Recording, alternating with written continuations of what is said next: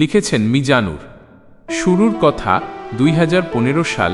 আমার স্কুল জীবনের যাত্রা শুরু হয়েছিল 2015 সালে। তখন আমার বয়স মাত্র 6 বছর।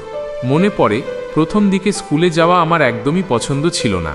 প্রতিদিন সকালে স্কুলে না যাওয়ার জন্য কোনো না কোনো নতুন বাহানা তৈরি রাখতাম। কিন্তু সেই দিনগুলো পেরিয়ে আমি বড় হতে লাগলাম। বন্ধুত্বের বন্ধন ক্লাস 2তে ওঠার পর জীবনের রং বদলাতে শুরু করল। তখন বন্ধুত্বের মানে বুঝতে শিখলাম। ক্লাসের সবার সাথে চমৎকার বন্ধুত্ব গড়ে উঠল। দিন যায়, মাস যায়, বছর যায়, আমাদের এই প্রাণের বন্ধন আরও গভীর হতে লাগলো। ক্লাস 7-এ আমাদের মাঝে কিছু নতুন বন্ধু এলেও তারা বেশি দিন টেকেনি। ক্লাস 8-এ উঠতেই তারা চলে যায়। কিন্তু আমরা সেই ছোটবেলার পুরনো বন্ধুরা ঠিকই এক হয়ে থেকে গেলাম। সেই বিতর্কিত কথা ও মনের ক্ষত। আমরা ছোটবেলা থেকেই একটু বেশি চঞ্চল আর দুষ্টু স্বভাবের ছিলাম। সত্যি বলতে, স্কুলের স্যারদের কাছে আমাদের পরিচয় ছিল খারাপ ছাত্র হিসেবে। ক্লাস 10-এ ওঠার পরও আমাদের স্বভাব বদলায়নি। পড়াশোনার চেয়ে দুষ্টুমিটাই ছিল বেশি। আমাদের এই দুষ্টুমিতে অতিষ্ঠ হয়ে একদিন স্যাররা এমন একটা কথা বললেন যা আমাদের হৃদয়ে তীরের মতো বিঁধেছিল। স্যাররা বলেছিলেন, তোমাদের মতো এই খারাপ ছাত্ররা যখন স্কুল ছেড়ে চলে যাবে, তখন আমরা ব্রহ্মপুত্র নদে গিয়ে গা ধুয়ে আসব।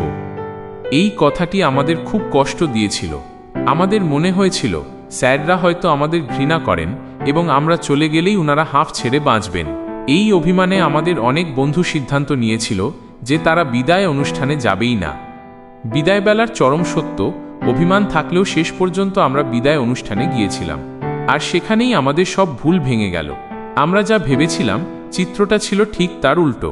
আমরা দেখলাম বিদায়ের বেদনায় মেয়েরা অঝরে কাঁদছে। আমরা ছেলেরা হয়তো চোখে জল আনতে পারছিলাম না, কিন্তু আমাদের বুক ফেটে যাচ্ছিল কষ্টে। শুধু মুখে একটা মেকি হাসি ধরে রেখেছিলাম। সবচেয়ে অবাক করা বিষয় ছিল যে স্যাররা আমাদের চলে যাওয়ার খুশিতে ব্রহ্মপুত্রে গা ধোয়ার কথা বলেছিলেন, সেই স্যাররাই আমাদের বিদায় বেলায় জড়িয়ে ধরলেন। তাদের চোখে আমরা ঘৃণা নয়, বরং এক অদ্ভুত মায়া আর আশীর্বাদ দেখতে পেলাম। ওনারা প্রাণভরে আমাদের জন্য দোয়া করলেন। উপলব্ধি, সেদিন বুঝতে পেরেছিলাম শিক্ষকরা মুখে যতই শাসন করুন বা রাগের মাথায় যা বলুন না কেন, মনের গভীর থেকে তারা আমাদের অনেক ভালোবাসেন। তাদের সেই শাসন আর কড়া কথার আড়ালে আসলে আমাদের জন্য এক সমুদ্র